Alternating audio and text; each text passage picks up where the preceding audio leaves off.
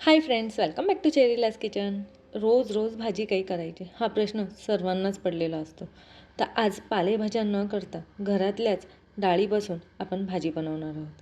ही भाजी तुम्ही लंचला, डिनरला किंवा टिफिनलाही देऊ शकता. तर चला वेळ न वाया घालवता रेसिपीला स्टार्ट करूया. त्याआधी चॅनेलला सबस्क्राईब केले नसेल तर सबस्क्राईब करा आणि बेल आयकॉनला क्लिक करायला विसरू नका. तर मी इकडे 1 कप एवढी चण्याची डाळ घेतली आहे. ही चण्याची डाळ मी भिजत ठेवली होती. 2 तास आपल्याला ही चण्याची डाळ भिजत ठेवायची. शक्य असल्यास रात्रभर भिजत ठेवली तरी चालेल, पण कमीत कमी 2 तास आपल्याला ही डाळ भिजत ठेवायची आहे. आता भाजी बनवण्यासाठी मी कढईमध्ये 2 चमचे एवढं तेल घेतलं आहे. तेल गरम झाले की यामध्येच अर्धा चमचा एवढे जिरे घालायचे आहे. आता यामध्येच घालूया चिमूटभर हिंग. आता यामध्येच घालूया 2 तेजपत्ता आणि 2 लवंग घालायचे आहे आणि 2 मीडियम साईजचे मी बारीक चिरून कांदे घेतले आहेत. हे कांदे आपल्याला तेलामध्ये परतून घ्यायचे आहे. गॅस इकडे मी मीडियम टू लोवरच ठेवला आहे. कांदा आपल्याला खूप लाल होऊन द्यायचा नाही आहे. थोडासा भाजला, थोडासा लाल शेड आला आहे इथे. आता यामध्येच घालूया 2 हिरव्या मिरच्या, 5 ते 7 लसूण आणि अर्धा इंच आलं. मिरच्यांचे प्रमाण तुम्ही कमी जास्त करू शकता, पण आपण यामध्ये मसालेही घालणार आहोत. त्यासाठी मी इकडे 2 मिरच्यांचा वापर केला आहे, नाहीतर ते खूप तिखट होऊन जाईल.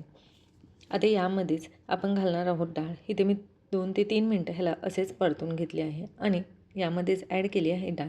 डाळ आपल्याला तेलामध्ये परतून घ्यायची आहे, जेणेकरून त्यातील उग्राच वास असतो तो निघून जातो.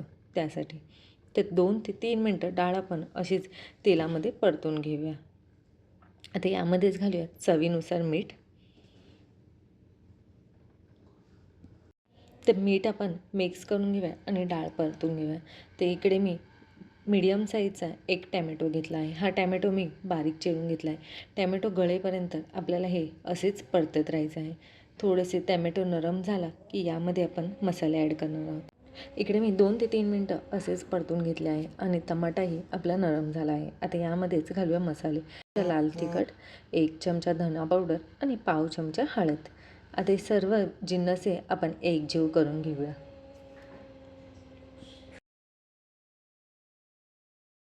आता यावरच घालूया कोथिंबीर. कोथिंबीर घालून आपल्याला यामध्ये अर्धा कप एवढे पाणी घालायचे आहे, जेणेकरून आपली डाळ एकदम शिजेल. त्यासाठी पाणी घालून हे मिश्रण आपण परत एकदा हलवून घेऊया आणि ह्याला झाकण ठेवून 10 ते 15 मिनटं आपण असेच शिजवून देणार आहोत.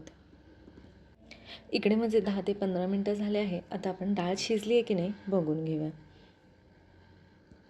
डाळ अजून थोडी कडक आहे, त्यामुळे ह्याला अजून 5 मिनटं आपण शिजवून घेणार आहोत. त्याआधी मी अर्धा चमचा एवढा गरम मसाला ॲड केला आहे.